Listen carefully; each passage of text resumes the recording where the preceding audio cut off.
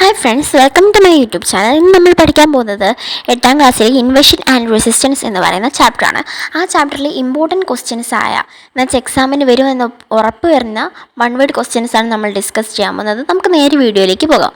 Where did Vasco da Gama reached Kerala? കേരളത്തിലെ എവിടെയാണ് Vasco da gamma എത്തിച്ചേർന്നത് എന്നാണ് ചോദിക്കുന്നത്. കോഴിക്കോട് ജില്ലയിലെ കാപ്പാട്ടിനടുത്തായിട്ടാണ് വാസ്കോ ഡ ഗാമ ആദ്യമായിട്ട് കാലുകുത്തിയത്. Which year was Vasco da Gama reached Kappad? ഏത് വർഷമാണ് വാസ്കോ ഡ ഗാമ കാപ്പാടിലെത്തിയത്? 1498 അല്ലെങ്കിൽ 1498.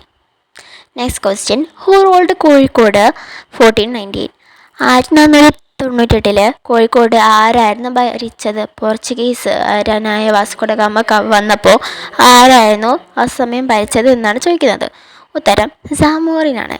അപ്പോൾ കാപ്പാടിലേക്ക് ആദ്യമായിട്ട് പോർച്ചുഗീസുകാർ വന്നപ്പോൾ സാമോറിനാണ് അവിടെ ഭരിച്ചു കൊണ്ടിരുന്നത്. സാമോറിൻ ഡൈനാസ്റ്റിയിൽ ഒരാളായിരുന്നു സാമോറിൻ.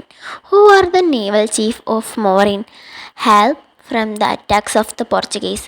എന്നുവെച്ചാൽ മോറിൻ അല്ല കേട്ടോ, നേവൽ ചീഫ്സ് ഓഫ് സാമോതിരി. അപ്പോൾ സാമോതിരിനെ അറ്റാക്കിൽ നിന്ന് രക്ഷിച്ച നേവൽ ചീഫ് ആരായിരുന്നു എന്നാണ് പറയുന്നത്. നാവികപ്പട ആരായിരുന്നു എന്ന് വെച്ചാൽ പോർച്ചുഗീസ് അറ്റാക്ക് ചെയ്താലും നമ്മുടെ സാമോതിരിനെ രക്ഷിക്കുന്ന നാവികപ്പടയുടെ പേരെന്താണ് എന്നാണ് ചോദിക്കുന്നത്. ഉത്തരം എന്താണ്? യെസ്, കറക്റ്റാണ്, കുഞ്ഞാലി മരക്കാർ. കുഞ്ഞാലി മരക്കാറാണ് എപ്പോഴും പോർച്ചുഗീസിൻ്റെ കൈയിൽ നിന്ന് രക്ഷിക്കാറ്. Which items are introduced Portuguese in India? ഇന്ത്യയിൽ ഏതൊക്കെ ഐറ്റംസാണ് പോർച്ചുഗീസ് ഇൻട്രൊഡ്യൂസ് ചെയ്തത്? എന്തൊക്കെയോ സാധനങ്ങൾ കൊണ്ടാണ് പോയത്. അപ്പോൾ ഇവിടെ ഗുണം ഉണ്ടാവേണ്ടേ? അല്ലാണ്ട് പോലും വെറുതെ സാധനം തരുമല്ലോ.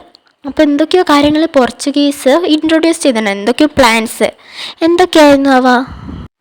Yes, correct. കാഷ്യൂ ട്രീ, പപ്പായ, ഗോവ, പൈനാപ്പിൾ. അപ്പോൾ ഇതൊക്കെയാണ് നമ്മുടെ പോർച്ചുഗീസുകാർ കേരളത്തിൽ ഇൻട്രൊഡ്യൂസ് ചെയ്ത പ്ലാന്റ്സ്. ഇതെല്ലാം എവിടെ നിന്നാണ്? പോർച്ചുഗീസിൽ നിന്നാണ് കൊണ്ടുവന്നത്, പോർച്ചുഗൽ.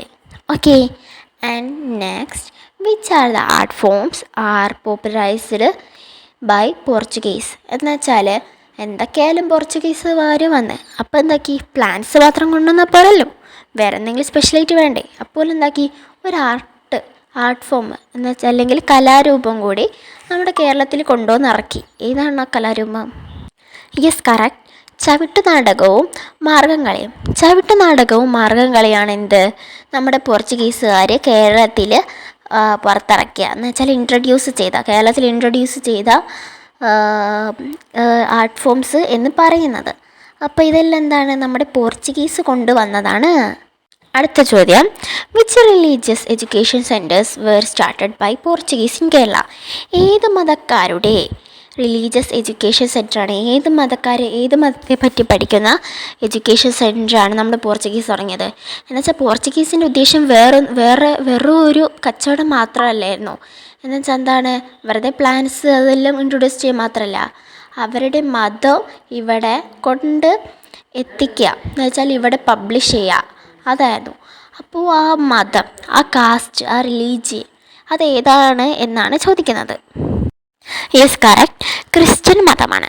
അപ്പോൾ ക്രിസ്ത്യൻ മതം പോർച്ചുഗീസുകാർ ഒന്ന് പകർത്താൻ വേണ്ടിയിട്ട് കേരളത്തിലും കൂടി ഒന്ന് എസ്റ്റാബ്ലിഷ് ചെയ്യാൻ വേണ്ടി പ്ലാൻ ഇട്ടിട്ടാണ് കേരളത്തിലേക്ക് വന്നതും കൂടി.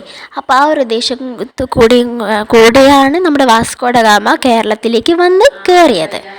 Okay, next question, which are major trading centres of Dutch in India?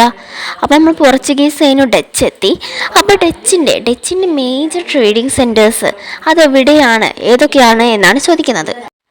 ഉത്തരം നാഗപട്ടണം, ബറച്ചു ആൻഡ് അഹമ്മദാബാദ് ആൻഡ് ചിൻസുര. എന്നുവെച്ചാൽ നാഗപട്ടണം, ബർജു ആൻഡ് അഹമ്മദാബാദ്, ചിൻസുര എന്നീ സ്ഥലങ്ങളായിരുന്നു ഡച്ച് ട്രേഡിങ് നടത്തിയത്. ട്രേഡിങ് എന്ന് പറഞ്ഞാൽ എന്താണ്? കച്ചവടം നടത്തിയത് ഇവിടെ എല്ലാം വെച്ചിട്ടായിരുന്നു. Battle of Colachel between whose? ആരൊക്കെ തമ്മിലായിരുന്നു ബാറ്റിൽ ഓഫ് കൊളച്ചൽ യുദ്ധം നടന്നത്? അപ്പോൾ ബാറ്റിൽ ഓഫ് കൊളച്ചൽ എന്ന് പറയുന്നത് എന്താണ്? നമ്മൾ ബാറ്റിൽ ഓഫ് പാനിപ്പത്ത് എന്നൊക്കെ 7ാം ക്ലാസ്സിൽ 6ാം ക്ലാസ്സിലും പഠിച്ചിട്ടുണ്ടാവും. അതേപോലെ തന്നെയാണ് ബാറ്റിൽ ഓഫ് കൊളച്ചലും, അതിൻ്റെ കണക്കിന് ഇമ്പോർട്ടൻറ്റുമാണ്. അപ്പോൾ ആരൊക്കെ തമ്മിലായിരുന്നു ആ വാർ നടന്നത്? Yes correct. Marthanda Varma and Dutch. മാർത്താണ്ഡവർമ്മയും ഡച്ചും തമ്മിലുള്ള യുദ്ധമായിരുന്നു എന്ത്? Battle of Kulachal. ഓക്കെ, ആ യുദ്ധത്തിൽ ആരായിരുന്നു ജയിച്ചത്? യെസ്, നമ്മുടെ മാർത്താണ്ഡവർമ്മ ആയിരുന്നു. അപ്പോൾ ആ മാർത്താണ്ഡവർമ്മയായിരുന്നു ജയിച്ചത്. ഡച്ചിനെന്താക്കി? മാർത്താണ്ഡവർമ്മ തോൽപ്പിച്ചു. ഇന്നത്തെ വീഡിയോ ഇത്രയേ ഉള്ളൂ. അപ്പോൾ നിങ്ങൾക്ക് ഇഷ്ടപ്പെട്ടാൽ നിങ്ങളൊക്കെ ലൈക്ക് ചെയ്യുക, ഷെയർ ചെയ്യുക, സബ്സ്ക്രൈബ് ചെയ്യുക. അപ്പോൾ ഇതിൻ്റെ പാർട്ട് 2 വീഡിയോ വേണമെങ്കിൽ നിങ്ങൾ കമൻറ്റ് ചെയ്യുക. അപ്പോൾ ഇന്നത്തെ വീഡിയോ ഉള്ളൂ. Bye bye.